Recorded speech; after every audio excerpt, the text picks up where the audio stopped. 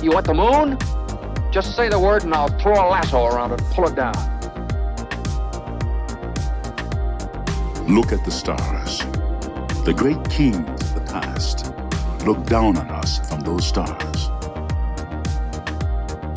So whenever you feel alone, just remember that those kings will always be there to guide you.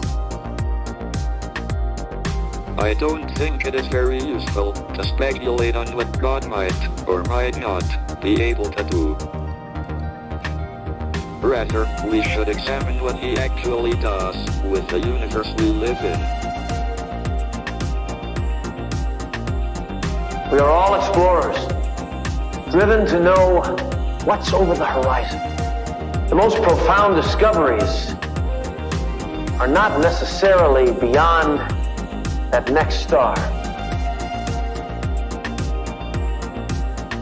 They're within us, woven into the threads that bind us.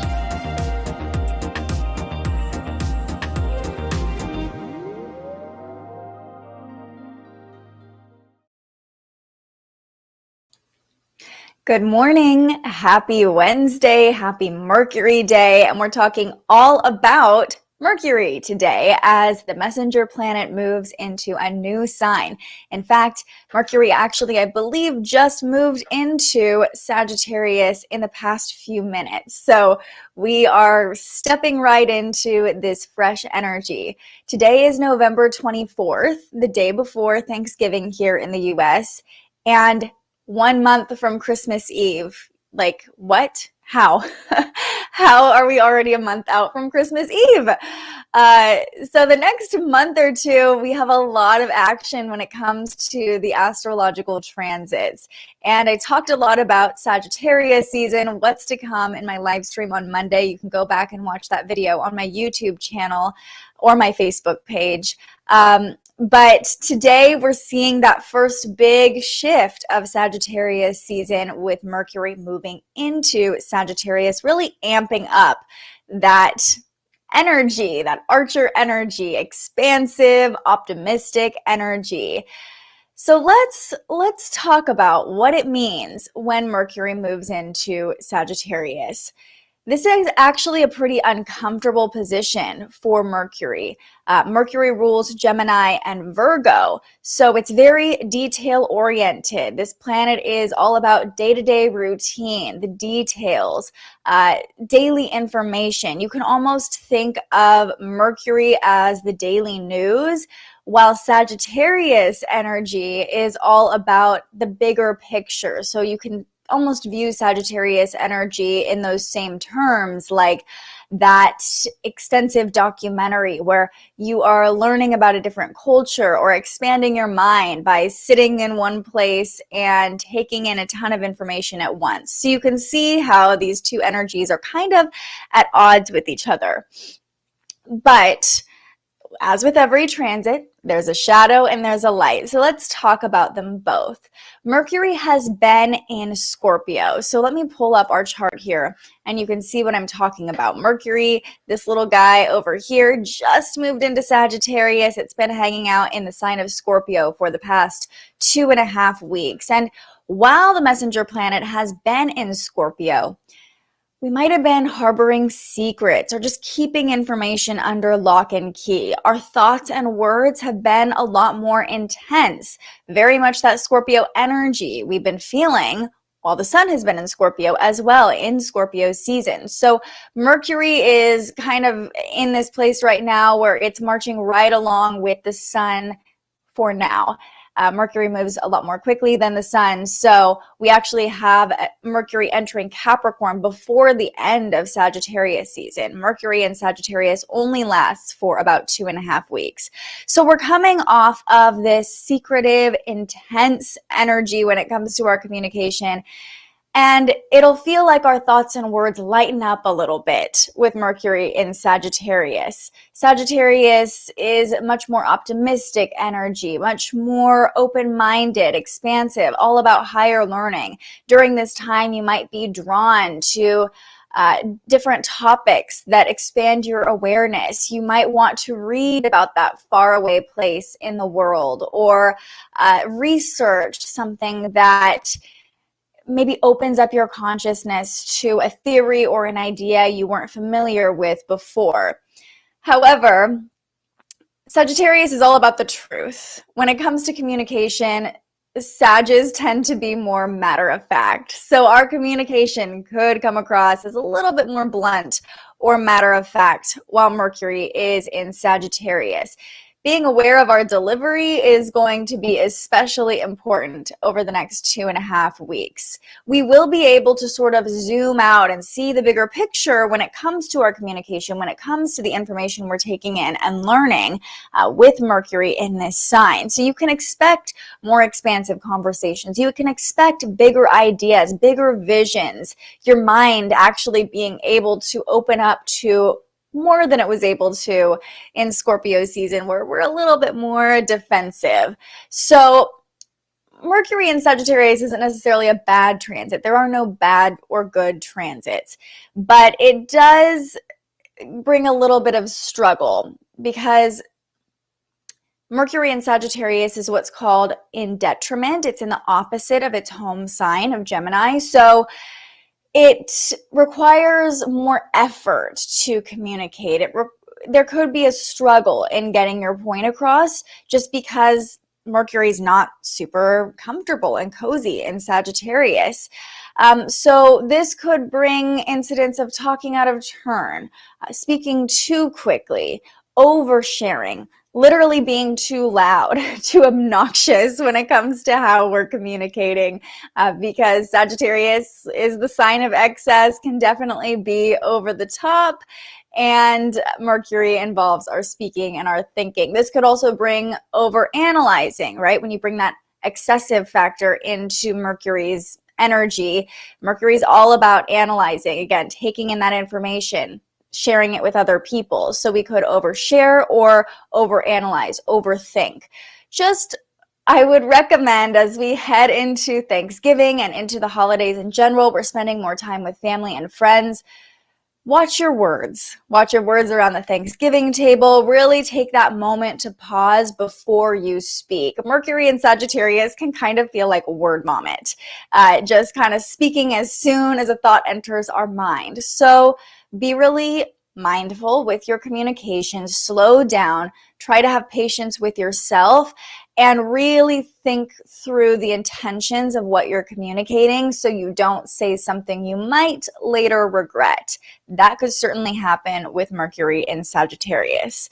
So use the benefit of this energy to open up your awareness, dig deeper, look farther when it comes to your research and the information you're learning. However, try not to dive too deep, right? Try not to get too lost in whatever you're researching. And at the same time, try not to be self-righteous. This can be a time around friends and family where we really want to share everything we've learned so far this year, all of our own personal expansion, all of this deep spiritual work we might have been doing during Scorpio season. We might be showing up to Thanksgiving like, yes, I can't wait to tell friends and family about all these amazing things that I've discovered. Just remember, you got to meet people where they're at. Not everybody is in the same place as you. So just be really mindful about your delivery. Be mindful that not everybody will have the same beliefs as you, and that's okay. It's okay for us to have different beliefs. And your beliefs are just that, beliefs. So remember that fact and opinion are very different things. Try not to push your beliefs on other people with Mercury and Sagittarius. And again, try not to overshare, overanalyze, just over anything when it comes to communication. So let's talk about the moon now.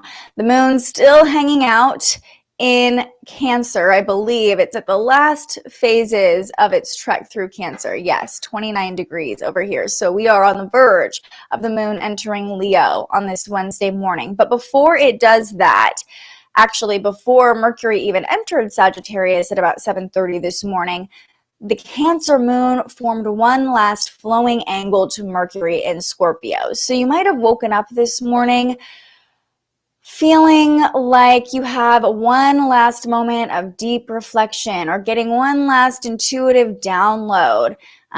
It might have been easier to take other people's sensitivities and emotions into account communicating first thing this morning. Our subconscious, with this trine between the moon and Mercury, our subconscious is flowing with that intuitive communication. So if you had any thoughts or ideas kind of pop in early this morning, pay attention to those. They could be a download or a breakthrough or a new perspective, or even just showing us a limiting belief or something that is weighing heavy on our heart. Those thoughts can be indicative of that. So pay attention to any thoughts that came through early this morning. But in the next 10 minutes or so, the moon is entering Leo at about 8 a.m. Pacific time. So the moon leaves its home sign of Cancer, where it's very comfortable. The moon rules our emotions. Cancer is a very emotionally sensitive sign. We like to go within, be really comfortable with the moon in Cancer. And now the waning gibbous moon is entering Leo, which is not a comfortable position for it. Leo is ruled by the sun. So you can see why the moon being in Leo it's kind of an awkward energy. However, there are no bad transits, as I said, so it's moving from a place of comfort in Cancer to kind of a place of discomfort in Leo. This makes it feel like the world is a stage for our emotions. Leo rules that joy, that performer, that creativity in all of us. So it can feel, when the moon is in Leo, like our inner emotions are on a stage for the world to see. It can feel much easier to react in a dramatic fashion, to have those over the top emotions.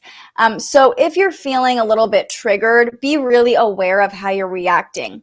Leo also rules our inner child. So when we're emotionally triggered, those childlike responses can be provoked. We can kind of tantrum a little bit. Our inner toddler can come out with the moon in Leo. But at the same time, Leo energy loves play, it loves fun. So we will feel nurtured by being playful, by having fun. Lean into that energy, right? Just remember, your inner toddler is probably going to come out at least once over the next couple of days, and be kind to that version of yourself. Be kind to your inner child. Pay attention to what they are telling you, and nurturing that part of yourself, seeing what comes up, can help you avoid those over the top reactions, right? Can help you give yourself what you need. Our emotions are just signals for what's really going on internally. So pay attention to what comes up and try not to take it out on other people with the moon in Leo, or try not to kind of explode your emotions. It can feel like everybody needs to know how I'm feeling with the moon in Leo. So just, again, slow down, especially now that Mercury's in Sagittarius. That filter is gone. It's easier to just speak what we're feeling, speak what pops into our head. Really, we're going to want to slow down over the next couple of days. By noon today, the moon in Leo forms a flowing angle, a harmonious angle to the sun, which is a really nice transit. So let's take a look at that here. We'll jump ahead about 6 hours or so. And you can see the moon in Leo now. Where are we? Here we are, 2 degrees, forming a trine to the sun in Sagittarius. Both of these planets are now in fire signs, so we are amping up the fire energy today. And when we have this trine, it's a harmonious angle. It's these two energies flowing together very easily because they're both in fire signs. This can kind of ignite the inner fire within us. Our subconscious is working with our external expression during this time. We get this burst of vitality, this burst of good fortune. Even when it comes to expressing ourselves, we can find find fortune, as I mentioned, in just being ourselves. We can really feel in tune with who we truly are, our authenticity, when the moon and sun form this harmonious angle with each other. So this is going to bring good vibes for the middle of Wednesday. We might be having those fun conversations with Mercury and Sagittarius now, the moon in Leo. We're all about enjoying ourselves, having fun, expressing ourselves, and when the moon and sun form this angle, it just makes it that much easier to do. Now, at the same time, I'll show you here, the moon is also forming a sextile, a supportive angle to the North Node in Gemini over here. And so, like I said, this is a supportive angle. It's in the moon and the North Node are in two elements that complement each other, a fire sign and an air sign. And so what does this mean for us? We're actually talking a lot about the North and South nodes this week. I'll go over the transit we have tomorrow for Thanksgiving in just a moment, because I really think it'll be helpful for us to tap into this energy, be aware of this energy before we show up to the Thanksgiving table. So we're feeling good. We have these good vibes with the moon forming a trine to the sun. At the same time, we're getting support from the North Node, which represents our purpose, the lessons we're here to learn in this lifetime. So we can kind of view this as support from our higher self. We're feeling good. Our internal self is flowing with our external self, and we can almost visualize like our higher self over here, like, yeah, go, you got it, go. Really allowing us to align with the energy of who we are and who we are meant to be, reminding us of the path we're walking, reminding us of our purpose in this lifetime, our highest version of ourselves, our full potential. We'll really get a dose of that by midday today. So we have a lot of shifts, a lot of changes happening in the morning. Things kind of settle into place. We're feeling good by the afternoon. By tonight, late Wednesday night, and I want to talk about this transit because I know the night before Thanksgiving can be a time where people are home, they're hanging out with friends or seeing people they haven't seen in a long time. So if you're out tonight or you are around family late tonight, we're talking about midnight Pacific time, so 9 p.m. Eastern time, or you can do the math wherever you're watching. Conflict could arise. We have the moon in Leo opposing Saturn in Aquarius. So let's show you what that looks like. The moon is coming into about 8 degrees in Leo. So we'll just jump ahead and you can see it starting to oppose Saturn on the opposite side of the chart in Aquarius. So let's get to 8 degrees here. Okay. Moon in Leo, Saturn in Aquarius. An opposition is like this make or break energy. These two planets have different motivations and they're almost in this tug of war with each other. So this can cause conflict. You can almost think of it like magnets, right? Opposites attract. So we can either attract the thing we need to find a resolution, or we can remain at odds with these energies. So how will this play out between the moon and Saturn?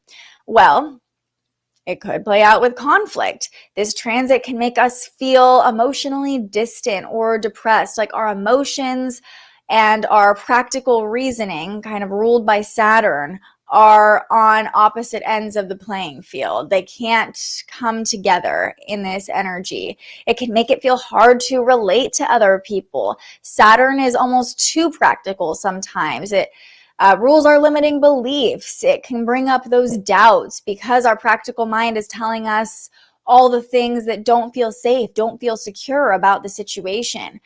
So it can make it kind of hard to find common ground when it comes to relating to other people. The moon in Leo definitely makes us feel more in tune with ourself, even potentially selfish. And Saturn in Aquarius is that distant, practical energy. So any difficult feelings that do come up on Wednesday, there's a silver lining here, because at the same time, I'll show you, the moon is forming another fortunate angle, a trine to Chiron and Aries over here. And Chiron is the wounded healer.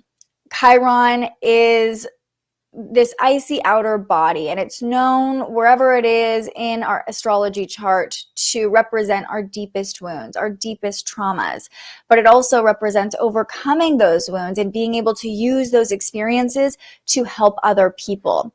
So while the moon is activating both Saturn and Chiron late tonight, any conflict, any literal oppositions between you and someone else, or oppositions between your emotions and your rational mind, whatever that conflict looks like for you, that could actually be a catalyst for healing. So try to flow with whatever emotions do arise. Take the lesson, leave the pain, as one of my mentors, Kat from Crystal Rising, loves to say. Take those lessons, observe what emotions are coming up for you.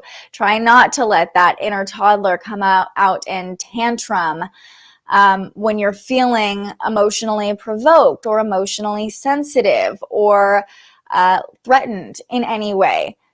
Remember that our emotions are signals, they're guides, and anything that's coming up for you could be a big indicator of what still needs healing for you. Viewing situations through that lens can actually provide a huge moment of clarity in your own healing journey. So although this could be a difficult transit with the moon opposing Saturn, this trine to Chiron at the same time kind of brings some support and allows that healing to come through with ease.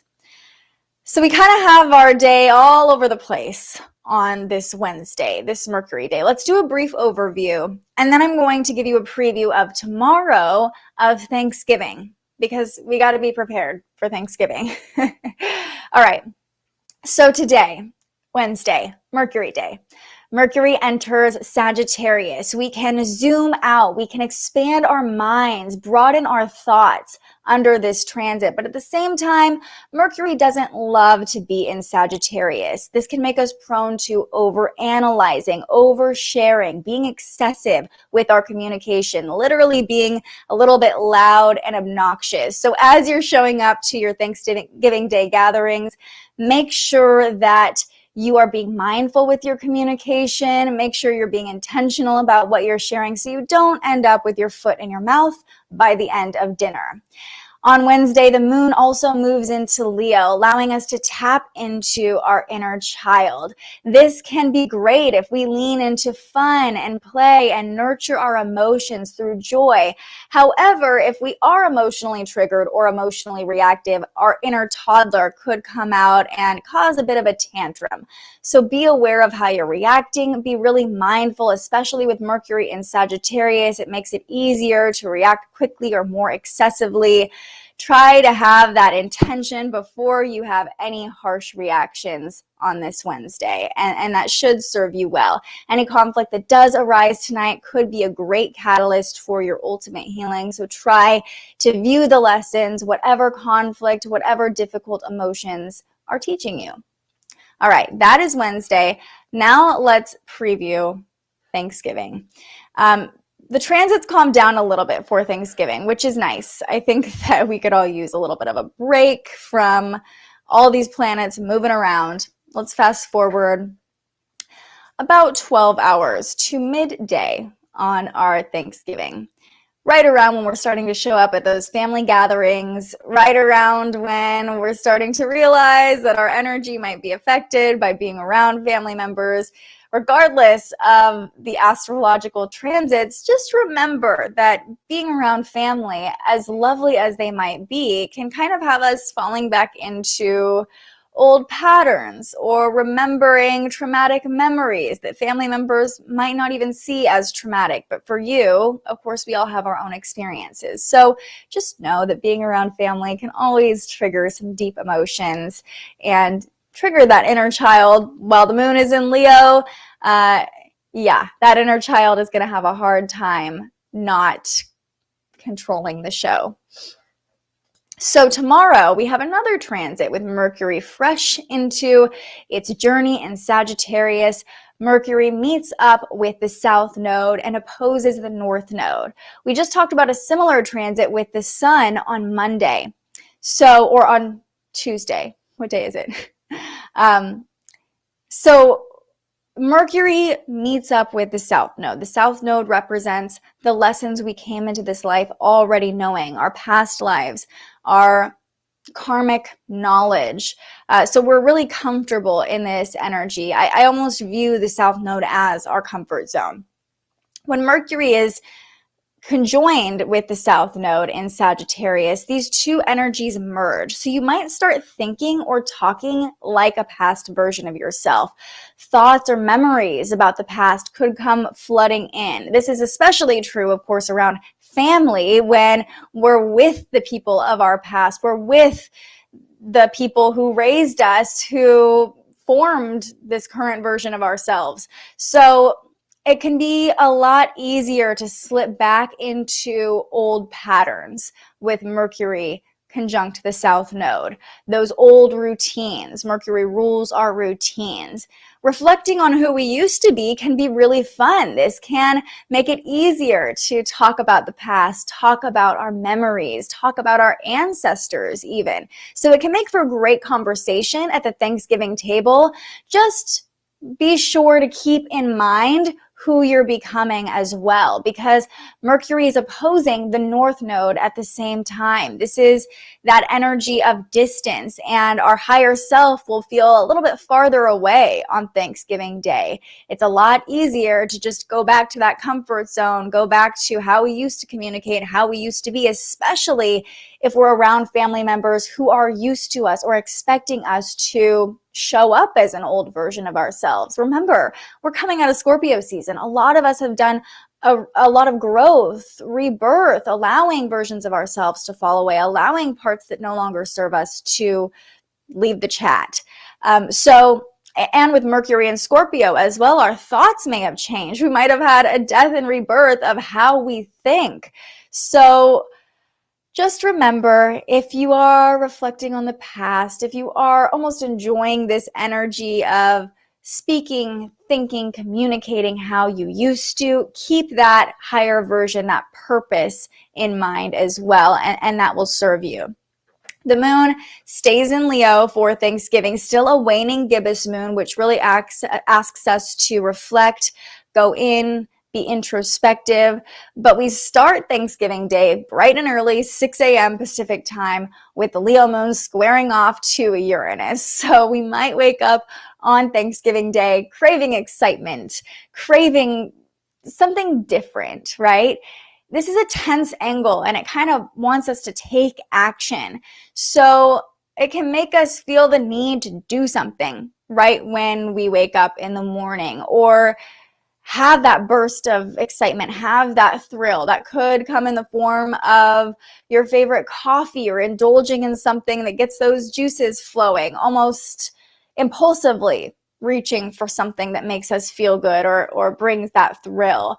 Just avoid the temptation to create your own thrill by triggering other people. Sometimes we're looking for excitement, and if we don't have an easy outlet for it or an easy way to find it, we can kind of create our own excitement by pushing other people's buttons, trying to get a rise out of people.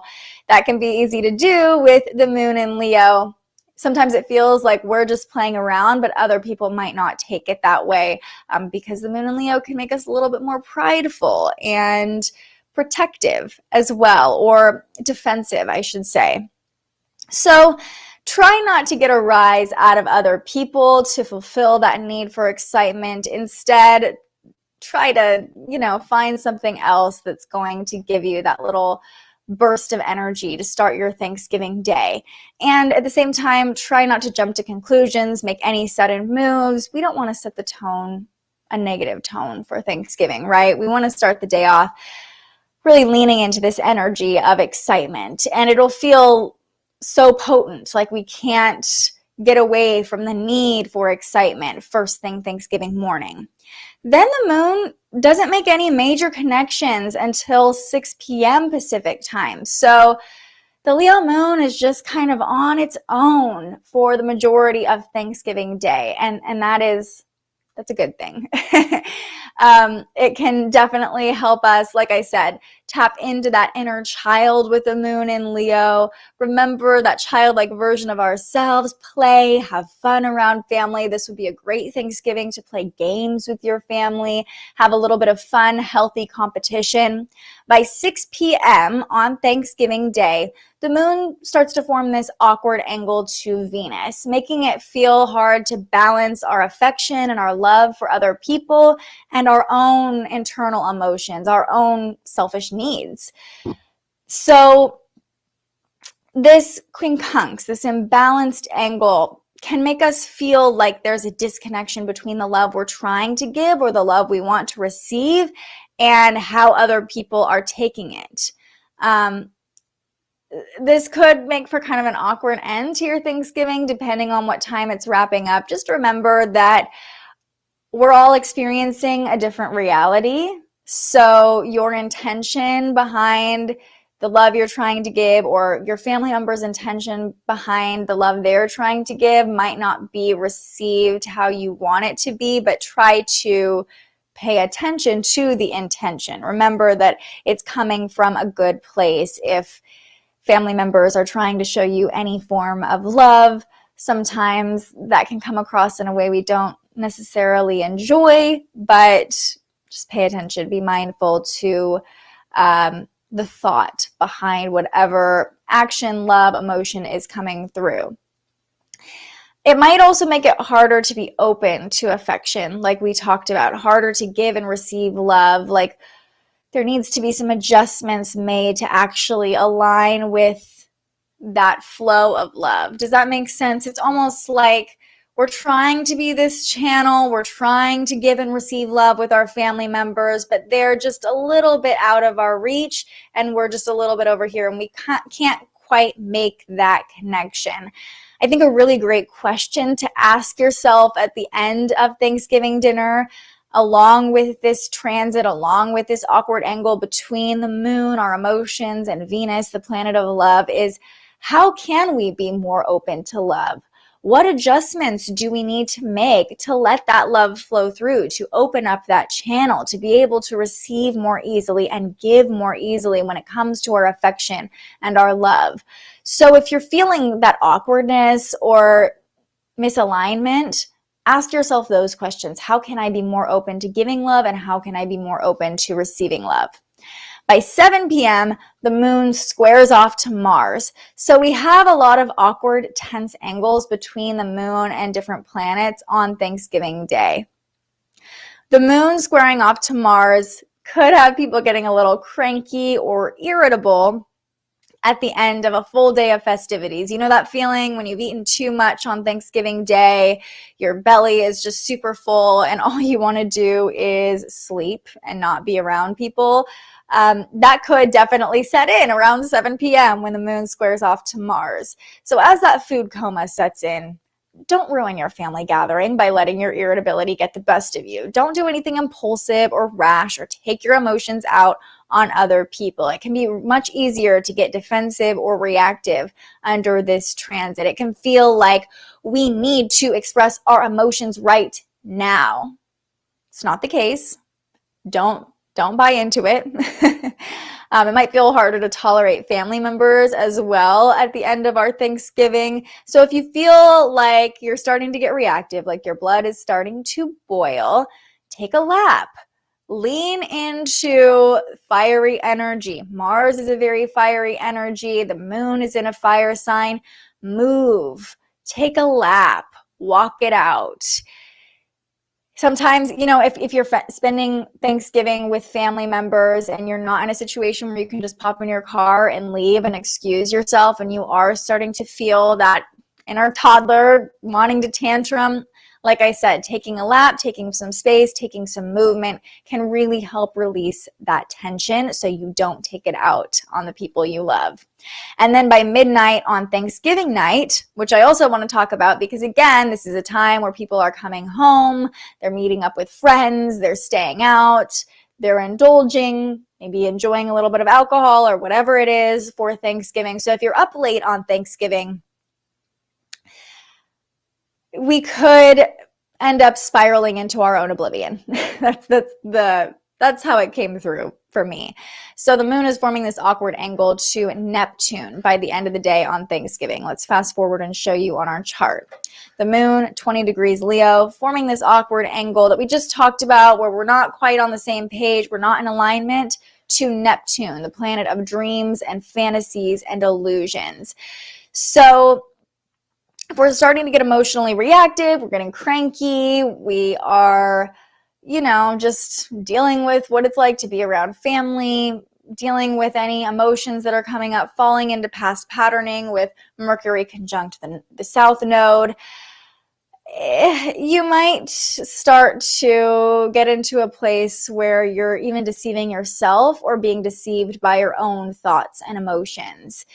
This could look like having a few too many drinks, indulging a little bit too much, trying to escape into a fantasy, or allowing yourself to be consumed with doubtful thoughts, with deceiving thoughts. So the key to this transit at the end of Thanksgiving, and really all of Thanksgiving, is trying to find that balance, trying to be mindful, trying to have that intention, not getting carried away with illusion, not being so dead set in your version of how things are that you forget to be open to other perspectives.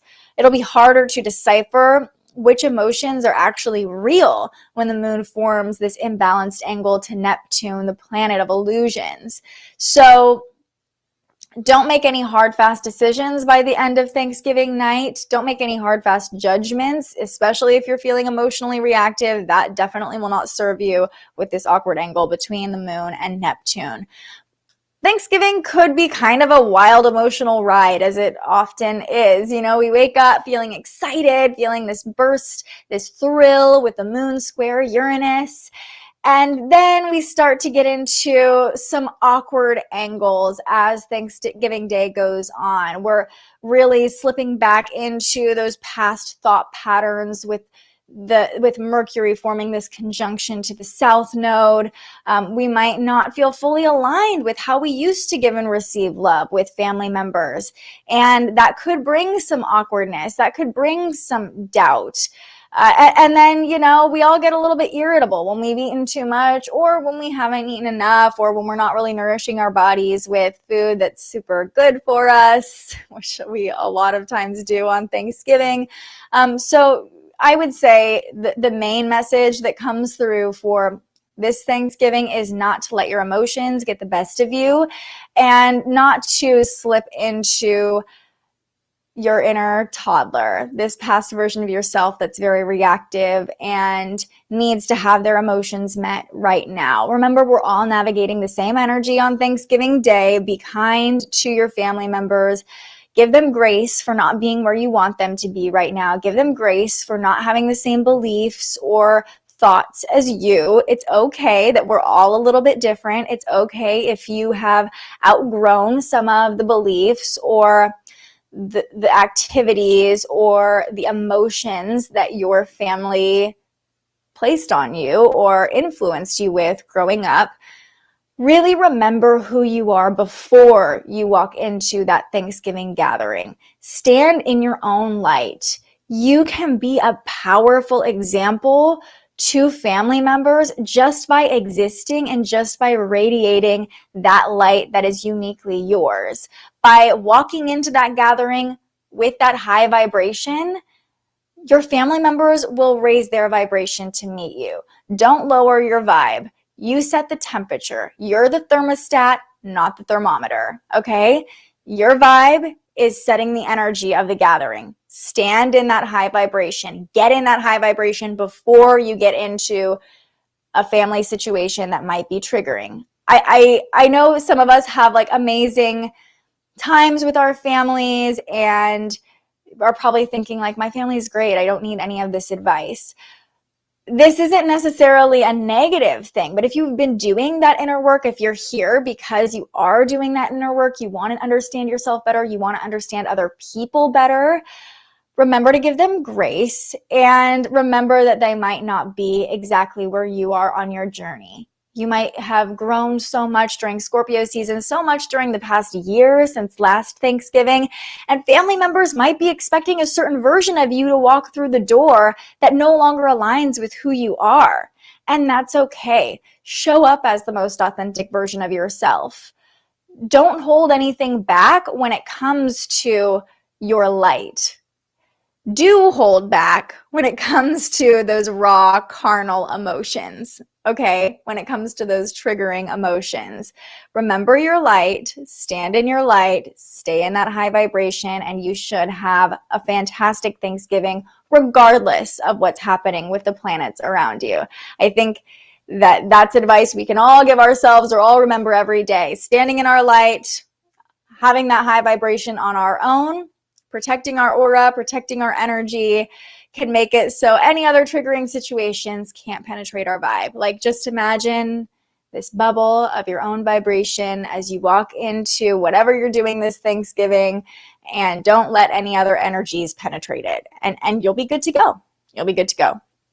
All right, so we talked about this Wednesday, Mercury day, Mercury moving into Sagittarius, really cranking up the volume when it comes to our communication, our thoughts. We might be a little bit overboard, excessive with how we're talking on Thanksgiving, and it could be easier to fall back into those past thought patterns with Mercury fresh into Sagittarius, forming this conjunction to the South Node. The Leo moon allows us to tap into our inner child, have more fun around family, but also can make it so our inner child has a hard time not reacting and lashing out and, being a crazy little toddler. That's how I view the Leo moon. It's like our inner toddler just taking control of our emotions. So I hope that's helpful. Now let's go ahead and pull a card and see what spirit, the universe, God, what message we have for today and tomorrow ahead of Thanksgiving. Okay, so I'm going to use, well, there goes my AirPod. I'm going to use the Queen of the Moon Oracle today. We've been talking a lot about the Leo moon, and so we'll see if this Moon Oracle deck has some wisdom to give us. How's everybody feeling ahead of Thanksgiving this year? You can probably tell that I am preparing myself to really have to own my energy, because I have really transformed so much since the last Thanksgiving. In fact, last year, so many of us were in lockdown or, the pandemic. We were all in different circumstances, and I didn't spend Thanksgiving with my family last year. I just spent it with my partner at home, just the two of us and our dogs.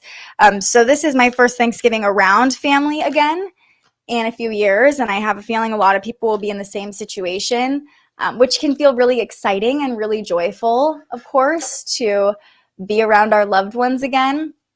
But like I said, I've changed a lot. We've all changed a lot in the past year, in the past 2 years. And so for me, and I think for a lot of people, it can feel like we're walking into a Thanksgiving dinner as a completely different version of ourselves. But stand in that version. Own that version of you. You're exactly where you're supposed to be. You're becoming exactly who you're supposed to be. All right. What do we need to know? Ooh. I just got the fear card. The Waxing Gibbous Moon Fear card. Let's see what message is coming through. All right. This is card number 11, too. If 11 means anything to you, 11 is a very powerful number in numerology, a master number. It can represent new beginnings, new creation, birth. But this card is the fear card. The time for courage is here. Fear is only useful if it teaches you something. You must examine whether your fears are old or new, useful or unhelpful. Fear blocks flow. Ooh. Okay, the mantra here is, I am courageous. If there's one thing that stops people from fulfilling their dreams or even getting things done that they want done, it is fear. Experiencing fear is built in, a chemical part of the way our brain works to protect us.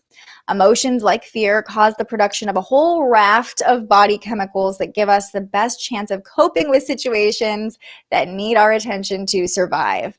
There is a healthy kind of fear, the kind that warns us to keep out of a dangerous situation or stay clear of someone who instinctively makes us wary.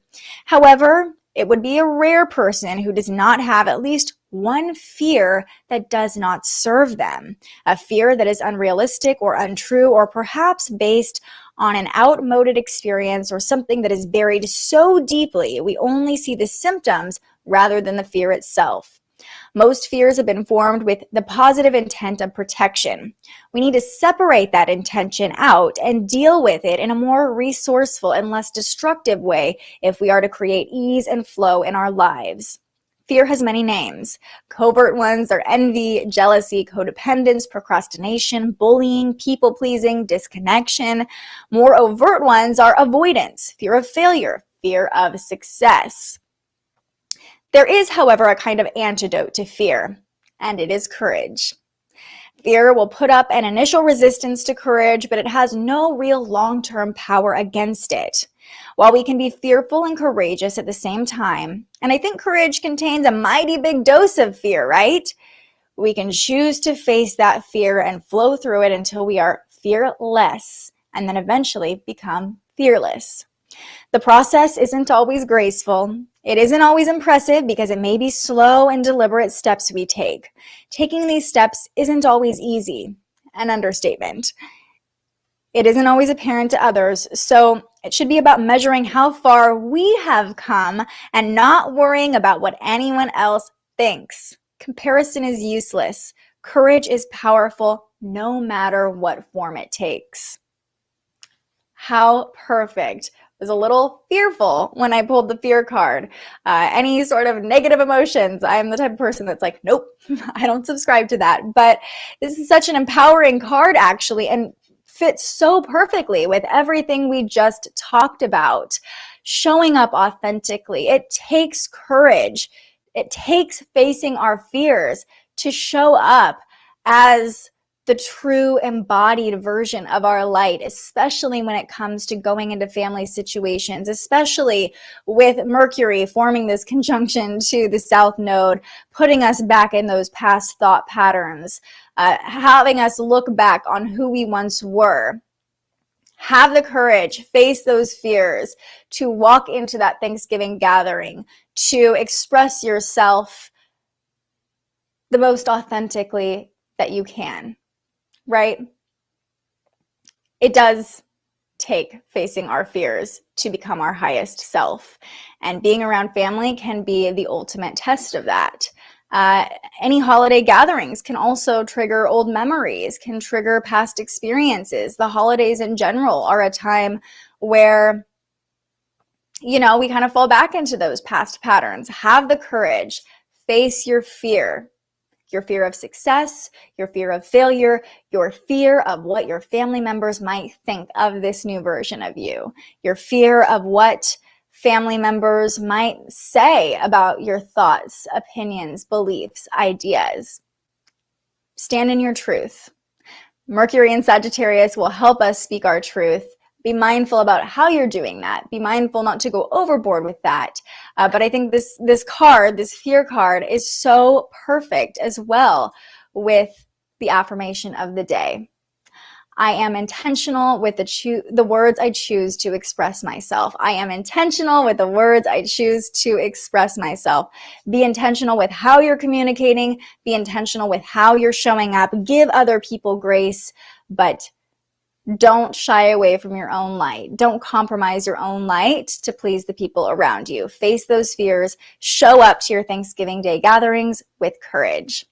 All right, I hope that was helpful. I hope that prepared you for however you're spending this Thanksgiving, whether that's on your own, whether that's with family, whatever comes up for you. I hope that this video made you feel a little bit more empowered to tackle it. So we will be off tomorrow for Thanksgiving, but we'll be back right here on Friday morning.